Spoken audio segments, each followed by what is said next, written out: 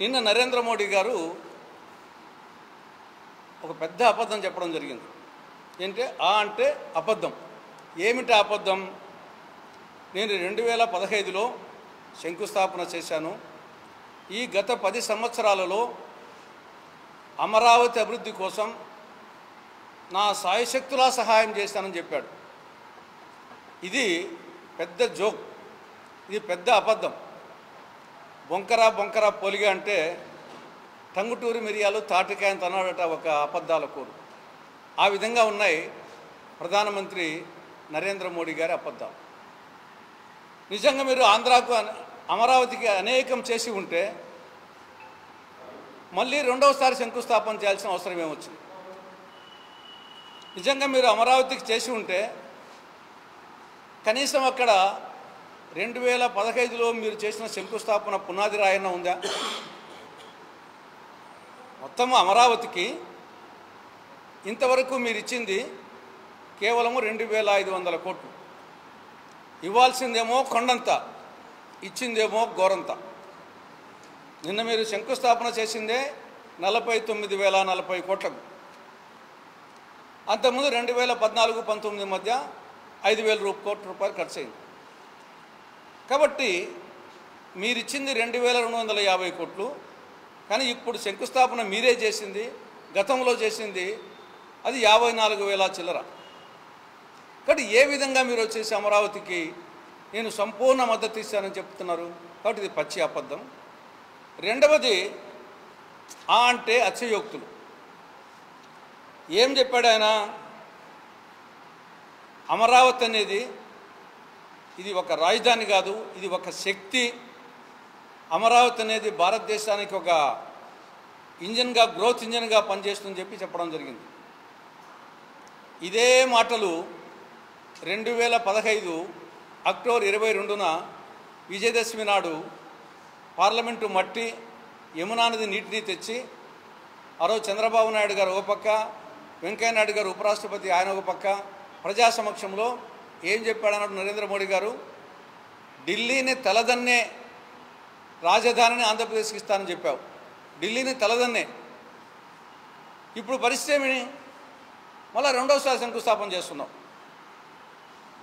కాబట్టి అమరావతి ఒక శక్తి అంట, దేశానికి ఒక గ్రోత్ ఇంజన్గా చేస్తా అంట. ఈ 10 ఏళ్లలో చేస్తా అంటే ఎవరన్నా వద్దన్నారా? నీకేమన్నా అడ్డుపన్నారా? కాబట్టి ఇది అతిశయోక్తి. మూడవది అప్పులు. అంటే అప్పులు. ఇక్కడ విభజన చట్టంలో సెక్షన్ 94 సబ్సెక్షన్ 3 ప్రకారంగా ఆంధ్రప్రదేశ్ రాజధాని అమరావతిలో రాజ్భవన్, సచివాలయం, అసెంబ్లీ, శాసనమండలి భవన్, హైకోర్టు, అదర్ ఇన్ఫ్రాస్ట్రక్చర్ ఇవన్నీ కేంద్ర ప్రభుత్వం ఇచ్చి తీరాల. షల్ ఇది చట్టంలో ఉంది. కానీ మీరు ఇచ్చింది కేవలం 2,500 కోట్లే కాబట్టి మొత్తం రాష్ట్ర ప్రభుత్వం అప్పుల కోసం పోతా ఉంది. ఇప్పుడు 6,750 కోట్ల అప్పు వరల్డ్ బ్యాంక్ నుండి, 6,750 కోట్ల అప్పు ఏషియన్ డెవలప్మెంట్ బ్యాంక్ నుండి, 11,000 కోట్ల అప్పు హడ్కో నుండి, 5,000 అప్పు కేఎఫ్ఐ జర్మనీ బ్యాంక్ నుండి, మొత్తము 29,500 కోట్ల రూపాయలు అప్పు తీసుకుంటుంది. కానీ చట్టం ప్రకారంగా కేంద్ర ప్రభుత్వం గ్రాంట్ ఇవ్వాలి. నువ్వు గ్రాంట్ ఇవ్వని కారణంగా రాష్ట్ర ప్రభుత్వం అప్పుకు పోతుంది. ఆ అప్పు వచ్చేసి రాష్ట్ర ప్రభుత్వం తీర్చాలి, అంటే ప్రజలు తీర్చాలి. కాబట్టి మూడవది అంటే అప్పులు. నాలుగవది అంటే ఆడంబరాలు. ఇక్కడ నువ్వు చేసేదే రెండోసారి శంకుస్థాపన. ఆల్రెడీ శంకుస్థాపన అయిపోయింది. చెయ్యాలి చెల్లి పెళ్ళి మళ్ళీ అన్నట్లు ఇది నువ్వు చేస్తూ ఉండేదే రెండో పెళ్ళి, మళ్ళీ పెళ్ళి. ఆల్రెడీ 2015 అక్టోబర్ 22న ఆల్రెడీ శంకుస్థాపన అయిపోయింది, మొదటి శంకుస్థాపన. ఇప్పుడు నువ్వు చేస్తూ ఉండేది మళ్ళా దానికే రెండోసారి శంకుస్థాపన. కాబట్టి ఇది మళ్ళీ పెళ్ళి. దీనికి ఇంత ఆర్భాటము, ఇంత ఆడంబరము అవసరమా? 6,000 మంది పోలీసులు, 4,500 బస్సులు, కొన్ని వేల కార్లు, డాక్రా మహిళలు, ఉపాధి కూలీలు, విద్యార్థులు, ఎండాకాలం ఒకతను వెలుగు సీసీ వచ్చేసి నాగరాజనతను చనిపోవడం జరిగింది. ఈ అమరావతికి వచ్చి తిరిగి వెళ్ళిపోతూ బస్ యాక్సిడెంట్లో చనిపోయినాడు. వడదెబ్బ, మజ్జిగ, భోజనాలు, నీళ్లు, ఇంత ఆడంబరం, ఇంత అట్టహాసం అవసరమా? మళ్ళీ పెళ్ళికి, రెండో పెళ్ళికి ఇంత అవసరమా? తర్వాత ఒకరికొరు పొగుడుకోవడం, ప్రధానమంత్రిని ముఖ్యమంత్రి, ముఖ్యమంత్రి ప్రధానమంత్రిని పొగుడుకోవడం.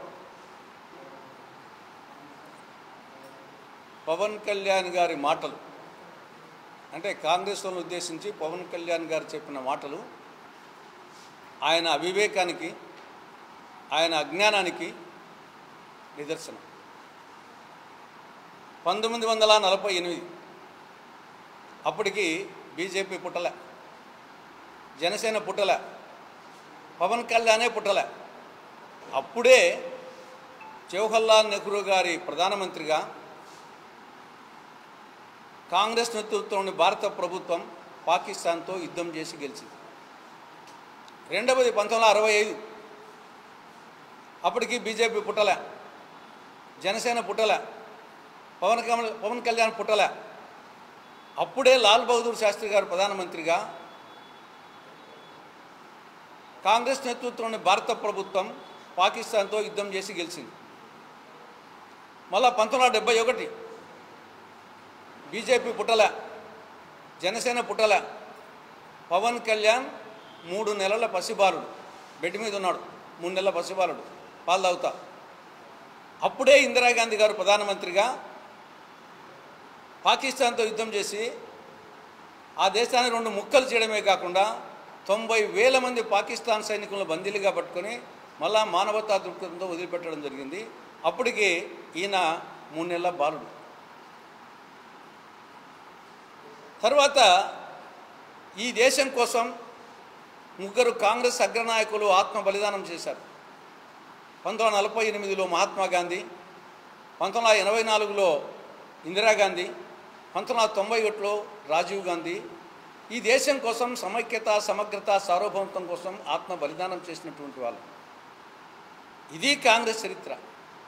అటువంటి కాంగ్రెస్ పార్టీకి పవన్ కళ్యాణ్ దగ్గర దేశభక్తి గురించి నేర్చుకోవాల్సిన దుస్థితిలో ఉన్నామా మేము?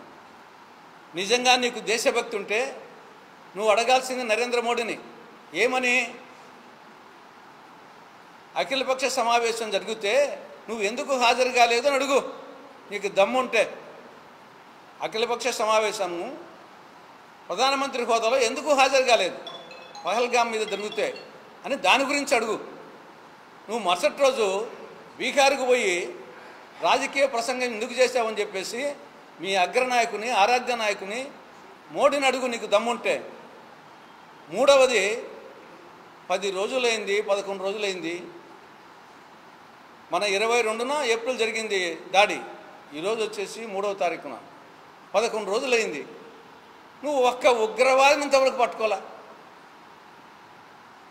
మాటలు కోటలు దాటుతున్నాయి, తెడ్డు గడప దాటడం లేదంటారు. 11 రోజులైంది, 5 మంది ఉగ్రవాదుల్లో ఒక్క ఉగ్రవాదిని ఇంతవరకు పట్టుకోలేదు.